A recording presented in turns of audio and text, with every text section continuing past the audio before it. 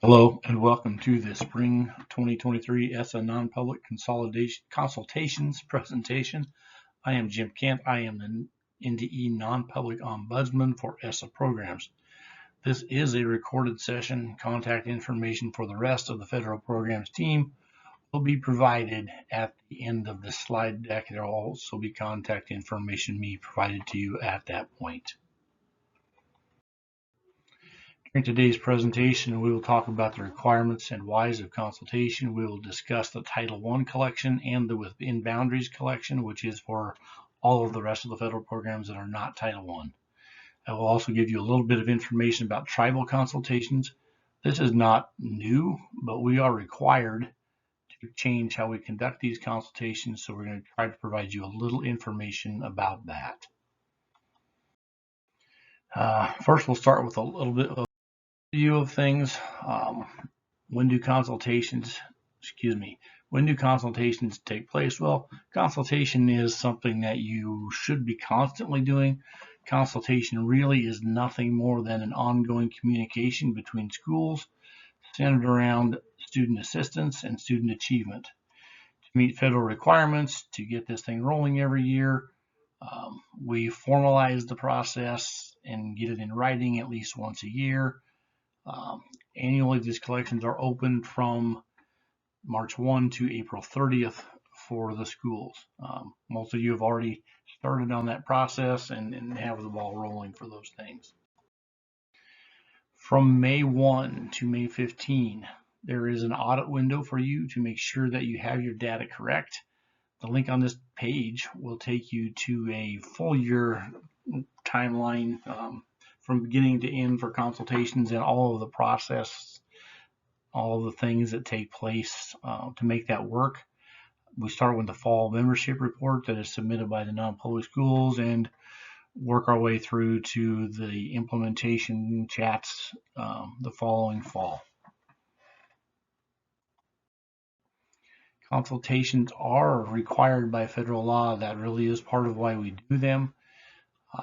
The local education agency, the LEA, is responsible for the program, the equipment, the materials. Remember, all of the things that you purchase as an LEA are your property. The program is your program, and you need to run it like you would for your own students. The LEA is required to initiate the process of consultations. You are to contact the non-public schools that are on your lists to contact and make sure that you get the process rolling and the ball started. Remember when you go through this that all non-public schools are considered targeted programs, so they must have an identification rubric. There must be consent from parents to participate, and all of those things have to be in place for the non-public program. More about what's required. Really boils down to the consultation being required to be timely and meaningful. That means you are working as partners on developing a plan to address the needs of academically disadvantaged students. And we really want you to be doing it all the time, be conducting the consultation before decisions are made, whether it's decisions to implement the program or decisions that are changes in the program. We want you to be consulting ahead of time, and quite frankly, it is required that you consult before decisions are made and not after. Just some tips. Please develop positive relationships between the public and non-public schools. Remember that we're here for kids. Maintain a constant stream of communication, back and forth, idea sharing, throw things out. Will this work? Will that work? Just have open and frank discussions about it. These are federal programs. We are in charge of implementing them to help students, and we are in education to help students, and all of those things should work together. And the other thing that I can tell you is please make sure that you document all communications between schools regarding federal programs. That's why emails are so nice. You can just look those up, you can save those, you can print them to a screen and put them in a file somewhere on your computer, so you have documentation of all of the program or communications that have taken place. Okay, we're going to work on the Title I consultation just here, just figuring out how to get started. As you um, begin the process, you have to figure out who to consult with. You will consult with every non-public school who reported students who reside in your school district, who also meet the federal poverty thresholds.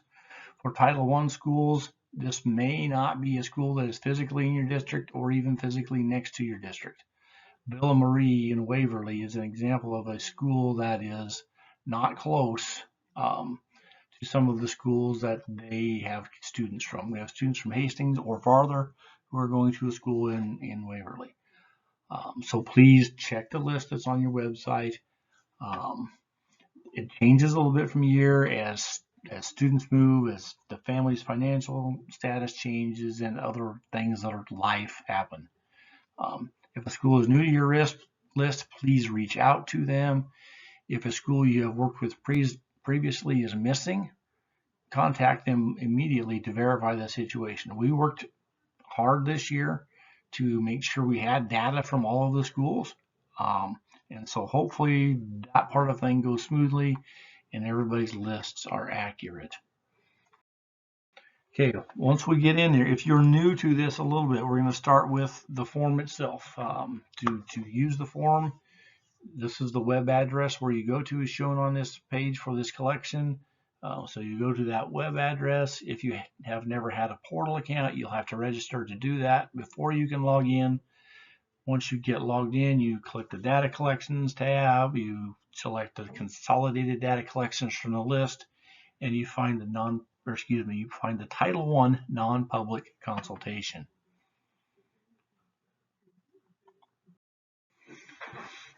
Once you have opened the collection, you will see all of these things. You'll see a menu list of options with instructions, and instructions are really nice. Sometimes I actually can tell you relevant things on how to do the collection.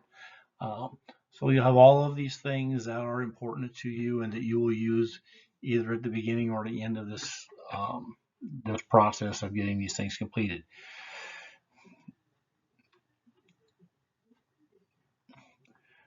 For schools who have multiple non-pubs, you may want to download all of the non-public forms and print them so you can take them with you when you go visit the schools.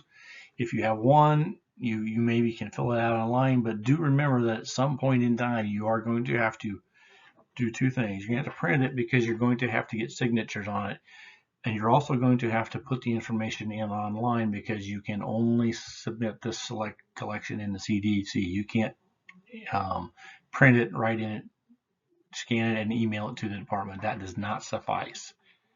The submit and approve buttons are also located on this page. You can see those.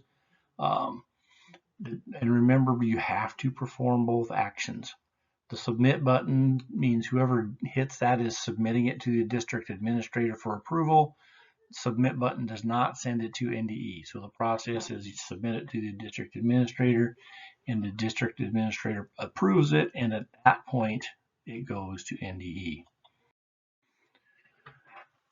Okay, so back to this, more specifics on this portion of the page. You download the forms, download them one at a time. You can download all of them, whichever you want to do.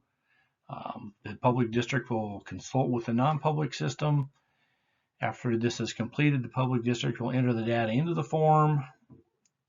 The public district submits and approves the data, and then make sure the data is correct, hopefully, before you approve that data. The public district must also keep the paper form with original signatures on file for 6 years.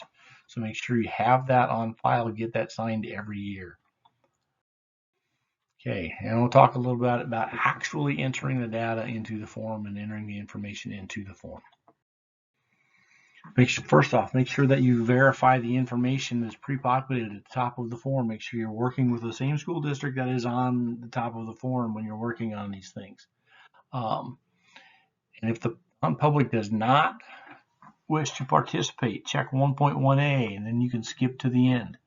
If the non-public does not have eligible Title I students, you can check 1.1b.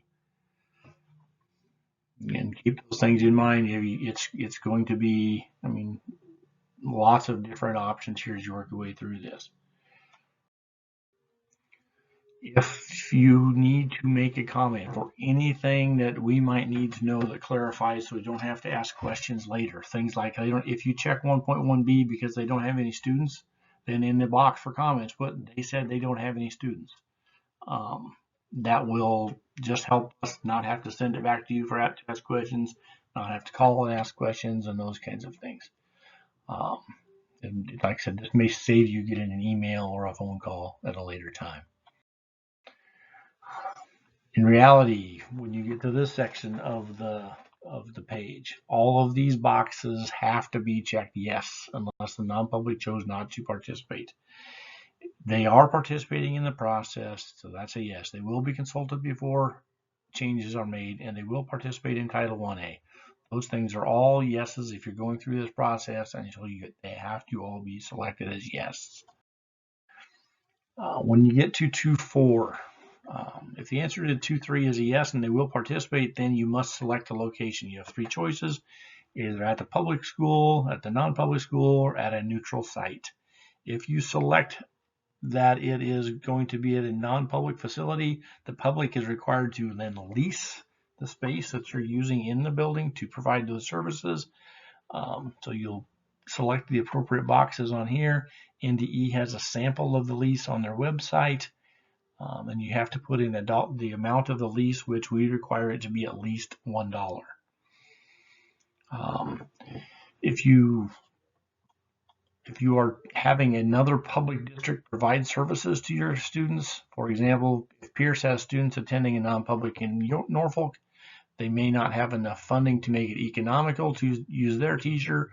Norfolk is most likely already providing services, and so they would add Pierce students to their caseload and bill Pierce for the amount that Pierce is allocated in this deal. So if you contract, I mean, you have all of that information there as well. So you say yes, you're contracting, or no, you're not. If you say yes, you have to select the district, and we have a drop-down list that hopefully contains all of the schools in Nebraska.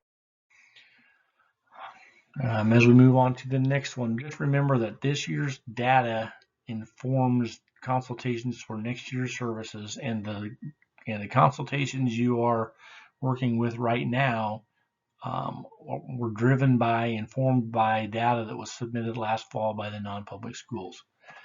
And so we want you to, verify these pre-populated numbers, make sure they're somewhat accurate. Remember that low-income students and eligible students might be two different things. And the eligible students situation can change during the year, so that is a fluid situation. Low-income students generate funds, but academic needs generate services, and those may or may not be connected to each other. So if there is a number in 3.2, that means there are low-income students. There is going to be money generated, and we will have to go through the consultation process and monitor student achievement during the year. As we get close to the end, we do the certification, fill out all of the boxes on this page, make sure that everything is legible. That's why you type it in the form, and save the page, fill out all the boxes. Please make sure everything is accurate in the boxes. The Title I collection. You'll save when you've put all of the information into each school's forms. You'll get a little green check by each school. You'll save the data first. You'll get the little green check, and you can do a view summary to see all of the schools' forms at one time. Make sure everything looks good. You print a copy for your files and a copy to be signed by the involved parties. Please make sure that you take care of all of those items. Finally, when you get to the end, someone in your district submits to the approver for the district, and then the approver, who is most likely the superintendent, will approve, and the collection is complete. Please remember you do have the 15-day audit window to go back in and make corrections if you need to. A couple tips on Title I. Really, there are several documents on the on the NDE website that are linked here. One of the things that you will see is a consultation checklist for Title I, and I think I have some information about that. This is the consultation checklist for Title I. I just put it on here. There are some instructions that go with it and some explanation as well, but this really serves as an agenda for the things that you talk about when you're meeting with the non-publics. And the information that we have put on this checklist is directly related to the law that goes with the SEA. So it's a very helpful thing for you to use. A lot of times schools will print it out and just write hand notes on it so that they have that note and that record of what was talked about at the consultation.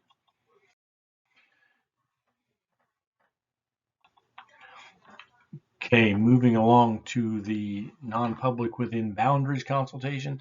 This impacts public schools only public schools with a non-public located within the geographic boundaries of their district.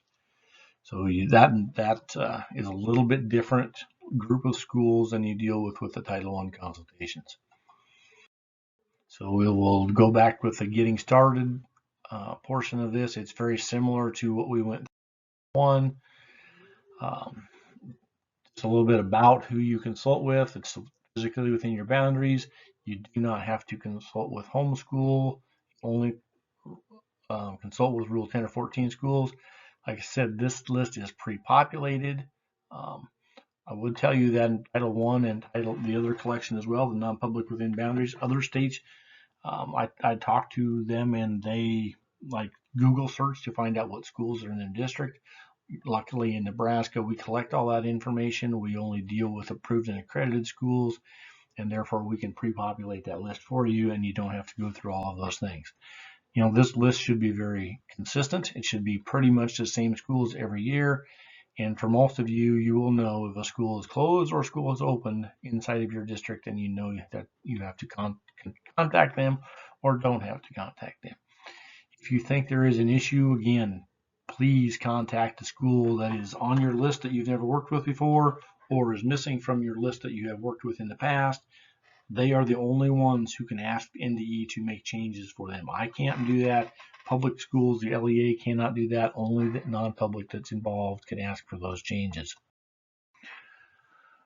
Once again, this is how you find the collection. Very similar to Title I. Make sure you have a portal account. Go through all of the collections, select the collection, select the CDC, and select the within boundaries consultation. The page is going to look very much the same. Once again, there are instructions that are very helpful if you look through them when you have questions. In fact, a lot of this presentation was developed from those instructions. You will need to download the form after it's completed online so everybody can sign it, just like the other one. Remember, you keep them for 6 years after this year, which really is 7 years. So when we come and monitor you, it is a 7-year keep on that information. But once again, for each non-public, please make sure that you verify the information for that school at the top of the page. This collection has 3 sections, but it really is a shorter collection to do than the Title I collection. Okay, let's enter some data. All the potential grants are listed on this page when you go into the program, to the portal and start to do this. They're all listed there on the right.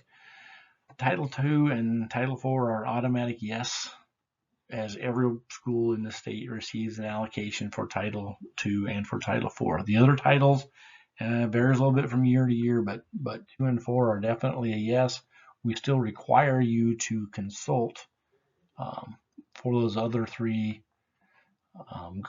grants, even though you don't know. And really, this consultation is hey, if this is a situation, get a hold of us and we'll work it out. That's kind of what that consultation will boil down to for most of you. Column C once again is required. So when you fill that out, just check yes, because you are going to consult with each of those non-public schools, or you can't not check no. You can't submit this without those being checked. So just check yes and make sure you do that. In column D, the non-public will indicate whether they will or will not participate. For Title I-C migrants, we recommend that you say no, unless you have heard from Benjamin Zink in the migrant office at NDE. Currently, there are less than a dozen migrant students in non-public schools in Nebraska, so most of you are going to answer no. If Benjamin has contacted you, then you may answer yes, but say no until you've heard from Benjamin. Column E, in column F, you should have enrollment numbers for both of those columns that you get from the non-public if they have kids who meet those definitions. And this is the column F information. If there's any special information as you complete this table in this portion of the grant, please put comments in the section just to help clarify anything that seems different. And if you have no in any of the information in column D, we really encourage you to put a comment in column G that says they chose not to participate in Title II, they chose not to participate in Title IV. The no's under for those last three for migrant ELA and migrant education or immigrant education are optional to put a comment in those boxes. Okay, section 2. We already know section 1. We can move on now. If you have been awarded a 21st century grant, you must complete this page. Select yes in column B and use column C and D to answer those two questions. If you do have a 21st century grant, you have to consult with a non-public. They don't have to participate, but you have to consult with them. Please put a comment in column G as needed. If there's a no, it's very helpful to put some comment in there that says, we didn't consult them because we didn't like them, or they chose not to participate, and just put that in there so we know what happened and that the conversation was had. See, we're getting closer to the end. We're going to move to the finishing up part for sections for the non-public within boundaries section grant. Once again, fill out all of the information on here. I believe this was also a thing on the Title I collection. There is a checkbox, check yes or no up there at the top for agreeing with or not agreeing with the fact that this will be an equitable and effective program and that is for the non-public school person to select. Once you get to all the information filled out on this page, you save the form. You get the little green boxes that say that you are good to go. Make sure you print a copy for your records, and also because you have to have it signed by the non-public school and have to keep that on file. I would also tell you at the bottom before you can submit, and I think this may not have been on the first slides, but it's true for the first slide as well. I believe there is a assurances box that you have to select before you can submit the form. As we move on to the final steps, as with the Title I collection, there are two actions. Someone submits a consultation to the district administrator, and the district administrator approves it. Remember that submit does not send it to NDE. Just like with Title I, there are checklists and instructions and information on the website.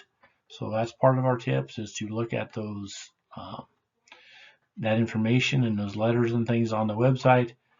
There is also a checklist, and I've got those on the next page. They are helpful as an agenda for. There is one for overall non-public within boundaries. There is one for Title I Part 3, or excuse me, Title 3A, Title I-C for migrant, Title IV for student support and academic enrichment, Title II, and they all have a checklist of things that serve as an agenda for you to make sure you cover the important and necessary and required topics. And now we're going to talk just a second about the tribal questions. First off, this consultation does not affect probably 95% of the schools in Nebraska. As I said previously, I believe there are about 9 schools who have to do this. This page lists out the criteria for you. You probably know if you meet those 2 criteria, and it's an or situation. If you have more than 40% American Indian, Alaska Native, you'll do this consultation. Or if your school accepted a Title VI Impact Aid grant of over $50,000, it could be one, it could be the other, it could be both. In either situation, you will be required to consult. And remember, everything is a year behind. So if your enrollment is at during this school year, or if your aid was at during this school year, you're going to consult during this school year for next year's services to those schools. These are the schools that currently are required to do this grant, and they have this consultation, and they have completed that information for this year. So probably those 9 schools, plus there may be a couple of more that jump into there. It just depends. We'll have to do this consultation. We will contact each one of the schools individually and then give them information on what they need to do to complete this consultation during this upcoming year, or for this upcoming year. This is the contact information for each member of the ESSA team and for the people who are in charge of each of the grants. ONC Benjamin Zink, as you guys know, probably know, Sue Henry's not with us anymore. She has retired, and so he is the sole contact for that group right now. So everybody's listed there. I'd say email is probably the best way to contact people within the department, and I think I have everybody's emails correct there. Please make sure you note that our emails are always first name dot last name at nebraska.gov. Final slide will be contact information. I did include my phone number on there. I wasn't able to be here today because of conflict, so I can't answer your questions now, but I am always happy to answer your questions, and I do make a solid attempt to get back to you in a prompt manner. So if you have any questions, there is that contact information. For listening and for your time today, and I hope everybody has a great day.